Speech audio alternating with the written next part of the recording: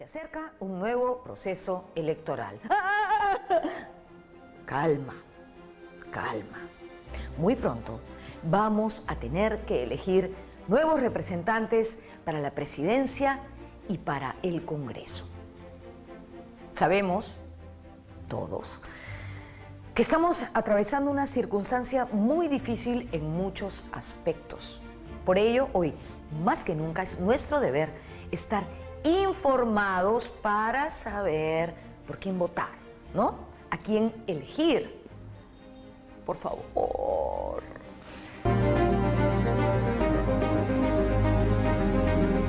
Las primeras referencias que tenemos acerca de elecciones durante el virreinato son las corporativas, en los cabildos, en las universidades o en los monasterios.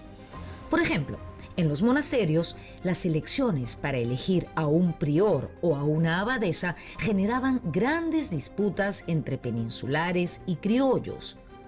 Eran muy violentas. Cuenta el historiador Pedro Gibovich que en el año 1686, en el monasterio de Nuestra Señora de la Encarnación en Lima, fue electa abadesa la Madre Becerra.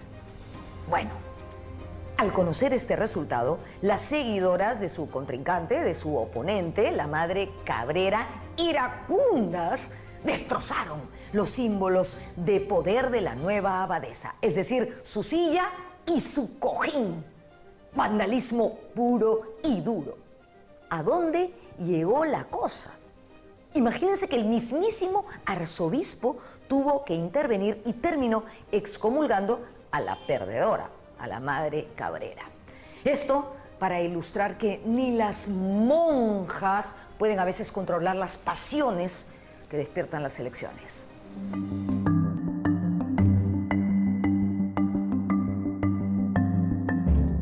Nuestro sistema electoral republicano tiene su punto de partida antes de que nos convirtamos en república, en el contexto de la invasión napoleónica a España en 1808. Como el rey de España, Fernando VII, estaba capturado, los españoles, con el afán de resistir esa invasión, convocaron a elecciones para unas Cortes Generales, es decir, para un Congreso. Ese Congreso promulgó la Constitución de Cádiz en el año 1812. A ese Congreso se le conoce como las Cortes de Cádiz.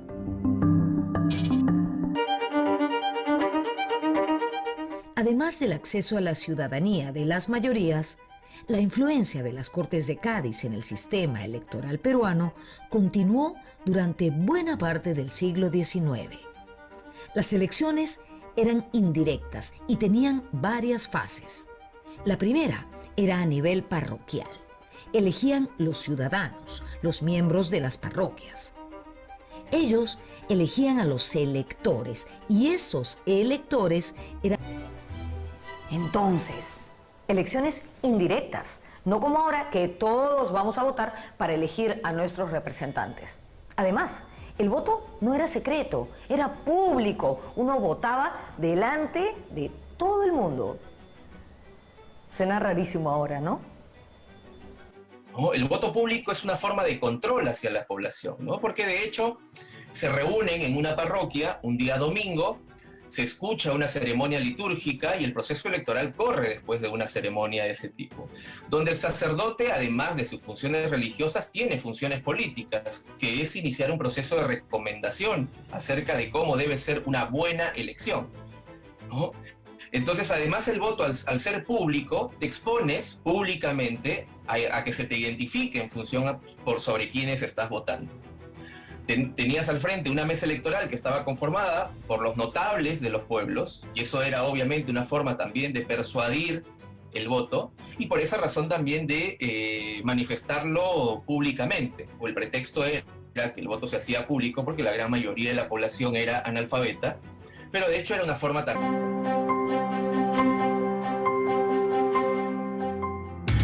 Entre 1821 y 1824, el virreinato y la república convivieron en guerra, y en medio de esa guerra se realizaron elecciones. En 1822, durante el protectorado, San Martín convocó a las primeras elecciones del Perú independiente. Estas elecciones se convocaron para elegir representantes para el primer Congreso Constituyente, entre cuyos fines estaba redactar una constitución. Se trataba de un proceso de elección directa. Este fue uno de los pocos procesos de elección directa del siglo XIX. Estaba circunscrito solo a las provincias ocupadas por las tropas de San Martín, es decir, sobre todo Lima, el norte y la costa. La Sierra Sur aún estaba bajo el dominio realista. Uno de los requisitos para ejercer el voto, es decir, para votar, era contar con una renta, con platita. En esa oportunidad fueron elegidas personas destacadas y Francisco Javier de Luna Pizarro fue electo como presidente del Congreso de 1822. Ese Congreso estaba compuesto en su mayoría por sacerdotes y abogados, aunque también existía gente de otras profesiones como militares, comerciantes, médicos, por ejemplo. Hoy, en el Congreso ya no hay sacerdotes, pero sí está plagado de abogados. Sería interesante que el Congreso incluyera variedad de gente profesional de distintas áreas. ¿No creen? Una cosa más. Los militares ya no pueden formar parte del Congreso, pero sí tienen derecho al voto.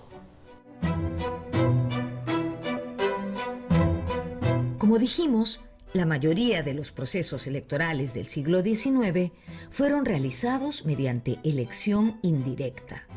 La primera fase era a nivel parroquial. Recordemos que no habían organismos electorales como el Jurado Nacional de Elecciones o la OMPE, y quien de alguna manera hacía esa función era la Iglesia. En esa primera fase, gran cantidad de hombres votaba. Las mujeres estábamos impedidas de hacerlo, porque se decía que si bien éramos racionales, dependíamos del marido, así como los sirvientes dependían de su amo. Después de esa primera fase a nivel parroquial, continuaba el proceso, que por cierto,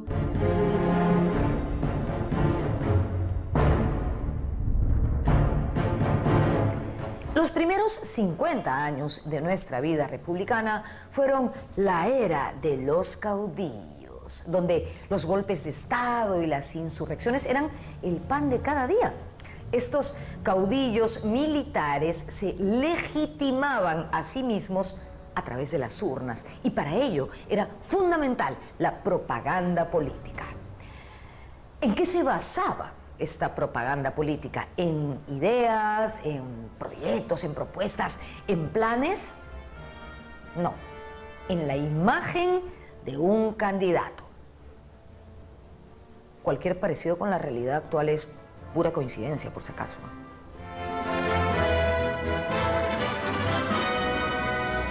Las elecciones de 1829 fueron las primeras elecciones presidenciales populares. Agustín Gamarra era candidato único y obtuvo votos de la mayoría de los colegios electorales de provincias exigidos por la Constitución.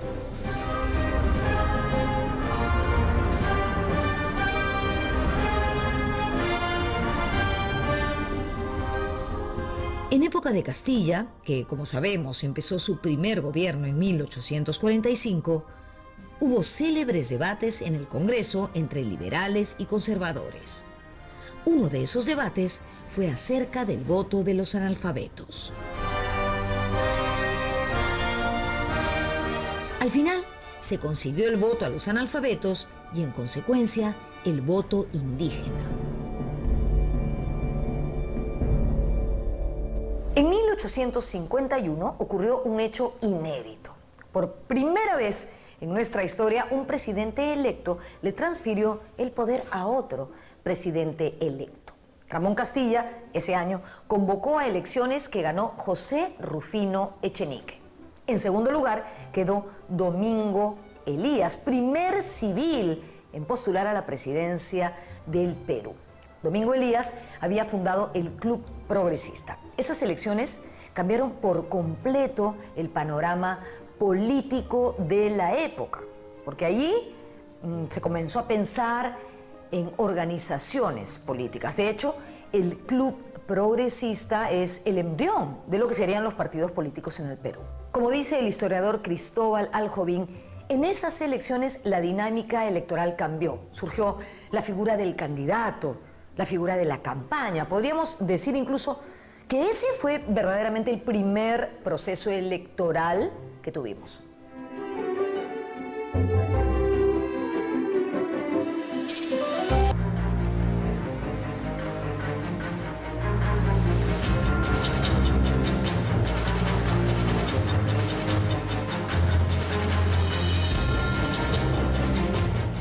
En 1854, luego de una cruenta guerra civil, Castilla volvió al poder. Se instaló la Convención Nacional y se efectuaron las elecciones de 1855, donde Castilla fue ratificado como presidente provisorio. El periodista Manuel Atanasio Fuentes, apodado El Murciélago, sobre el que hemos hecho un extraordinario programa que les recomiendo ver, está en YouTube, denunció una serie de irregularidades en estas elecciones y describió a dos personajes o dos tipos de personajes que estaban alrededor de ese ambiente: los gendarmes y los capituleros. Los gendarmes eran una suerte de custodios de los tabladillos que se armaban en las plazas para que la gente acudiera a votar. Pero esto no era un juego, porque estos gendarmes iban armados, con palos y a veces hasta con carabinas.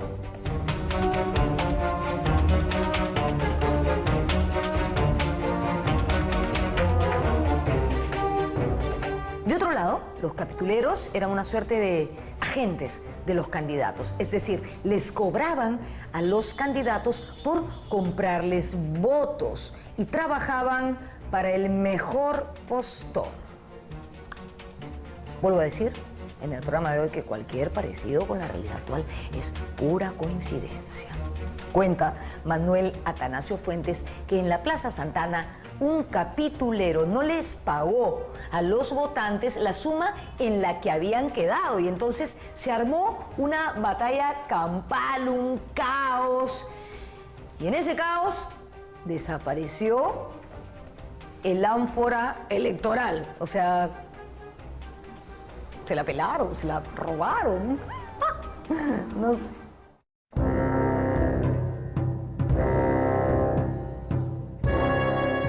Fuentes habla también de los aguadores, oficio que realizaban los afroperuanos. Dice que ellos no trabajaban el día domingo de elecciones, porque ese día se dedicaban a vender sus votos y que ganaban más vendiendo sus votos que trabajando. Como vemos, las elecciones en el siglo XIX eran un caos, súper informales, sin organismos electorales. En 1861, durante el segundo gobierno de Castilla, se expidió una ley que institucionalizó el caótico sistema del que estamos hablando. Para Valentín Paniagua, quien era un gran estudioso de la historia de las elecciones a inicios de la República, esa fue la etapa del empirismo puesto al servicio de la imposición y el fraude. Para Jorge Basadre, todas las elecciones del siglo XIX, salvo la de 1872 y la de 1895, adolecieron de vicios fundamentales.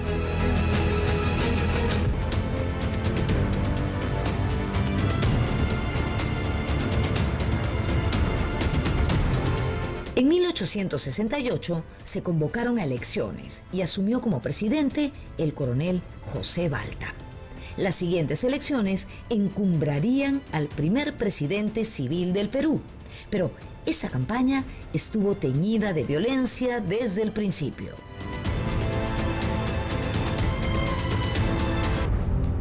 Un grupo de militares, acaudillados por los hermanos Gutiérrez, perpetraron un golpe de Estado, capturaron al presidente Balta y terminaron matándolo.